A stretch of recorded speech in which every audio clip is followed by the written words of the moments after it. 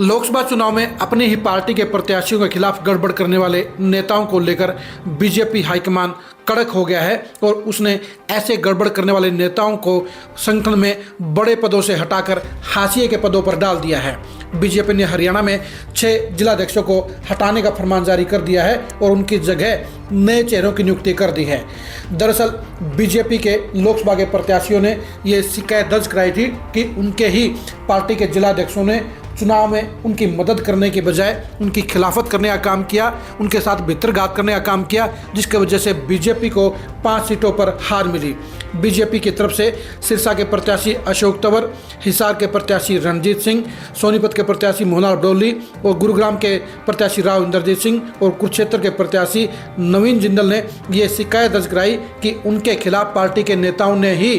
खिलाफत करने का काम किया, चुनाव में उनकी मदद नहीं की। इन 5 सीटों में से बीजेपी 3 सीटें हार गई, यानी सिरसा, हिसार और सोनीपत के चुनाव हारने वाले तीनों ही प्रत्याशियों ने हाईकमान के पास जो अपनी रिपोर्ट रखी, जो अपना दर्द बताया, उसमें साफ तौर पर बताया कि उनकी ही पार्टी के नेताओं ने भितरघात करने का काम किया, चुनाव मैनेजमेंट में गड़बड़ करने का काम किया और यही वजह रही कि उनका चुनाव खराब हो गया। बेशक से गुरुग्राम में राव इंद्रजीत सिंह चुनाव जीते और कुरुक्षेत्र में नवीन जिंदल चुनाव जीते, लेकिन दोनों ही नेताओं की जीत का अंतर बेहद कम रहा।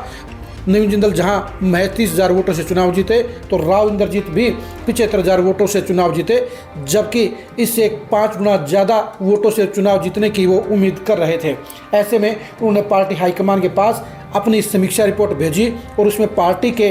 बड़े नेताओं और ख़ास तौर पर जिलाध्यक्षों को लेकर नेगेटिव मार्किंग करते हुए बताया कि इन नेताओं ने चुनाव में उनका सहयोग करने के बजाय उनकी हार के लिए काम किया। यही वजह रही कि बीजेपी ने सिरसा की जिलाध्यक्ष नताशा सिहाग, हिसार की जिलाध्यक्ष आशा खेदड़, जींद के जिलाध्यक्ष राजू मोर, रेवाड़ी के जिलाध्यक्ष प्रीतम चौहान और कुरुक्षेत्र के जिलाध्यक्ष रवि बतान को ठिकाने लगा दिया, उन्हें जिलाध्यक्ष पद से हटा दिया। इन नेताओं को बगावत से रोकने के लिए बीजेपी हाईकमान ने इन सभी के सभी नेताओं को राज्य कार्यकारिणी में जगह देकर उन्हें हाशिए के पदों पर, फॉर्मेलिटी के पदों पर बैठा दिया। बीजेपी हाईकमान ने इन 5 नेताओं की जगह पर सिरसा में शिषपाल कंबोज को, हिसार में अशोक सैनी को, जींद में तेजिंदर ढूल को, रेवाड़ी में वंदना पोपली को, कुरुक्षेत्र में सुशील राणा को और कैथल में मुनीश कठवाड़ को जिलाध्यक्ष पद की जिम्मेदारी दी है। बीजेपी ने जहां काम नहीं करने वाले नेताओं को ठिकाने लगा दिया है,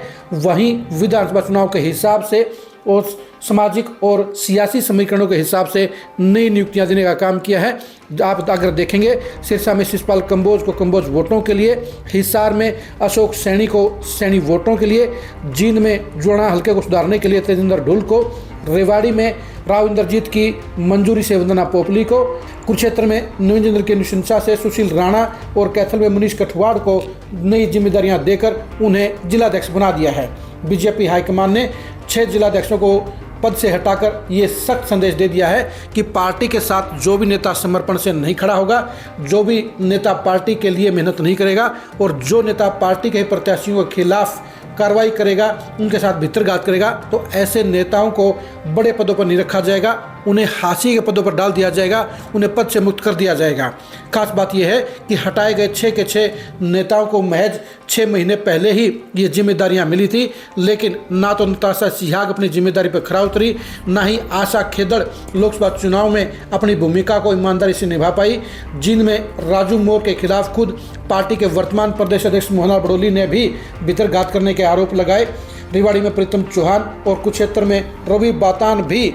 पार्टी के प्रत्याशियों की खिलाफत करते हुए नजर आए, उनके खिलाफ रिपोर्ट हुई और यही वजह रही कि उनको पद से उतार दिया गया। बीजेपी ने यह दिखा दिया है कि पार्टी के अंदर रहकर पार्टी के ही प्रत्याशियों के साथ खिलाफत करने वाले, पार्टी के फैसलों से रजामंद नहीं होने वाले नेताओं को बड़े पदों पर नहीं बैठाया जाएगा। अब विधानसभा चुनाव को मद्देनजर रखते हुए ही बीजेपी ने नई नियुक्तियां की हैं, नए 6 जिलाध्यक्ष नियुक्त किए हैं और ये नए जिलाध्यक्ष अब देखने की बात रहेगी कि पार्टी की उम्मीदों पर कितना खरा उतरते हैं। लेकिन पार्टी के लोकसभा चुनाव के प्रत्याशियों की रिपोर्ट पर इन 6 जिलाध्यक्षों को निपटाने का काम कर दिया है और इनकी रिपोर्ट से ये जाहिर हो गया कि वास्तव में ही इन लोगों ने पार्टी के प्रत्याशियों के साथ ईमानदारी से काम नहीं किया, अपनी जिम्मेदारी में कोताही की और पार्टी को चुनाव में जितवाने के बजाय पार्टी की हार के लिए काम किया, यानी उनका आचरण नेगेटिव रहा और यही वजह रही उनकी जिलाध्यक्ष पद से छुट्टी हो गई है। अब बीजेपी के 6 नए जिलाध्यक्षों के परफॉर्मेंस को जानने के लिए, उनके इम्पैक्ट को जानने के लिए और विधानसभा चुनाव में उनकी भूमिका को जानने के लिए आप खरी खरी न्यूज़ के साथ बने रहिए। हरियाणा में बीजेपी की तीसरी बार सत्ता के अनुमानों को जानने के लिए, संभावनाओं को जानने के लिए भी आप खरी खरी न्यूज़ के साथ बने रहिए। आप हमारे फेसबुक पेज को फॉलो कीजिए, आप हमारे यूट्यूब चैनल को सब्सक्राइब कीजिए। नमस्कार।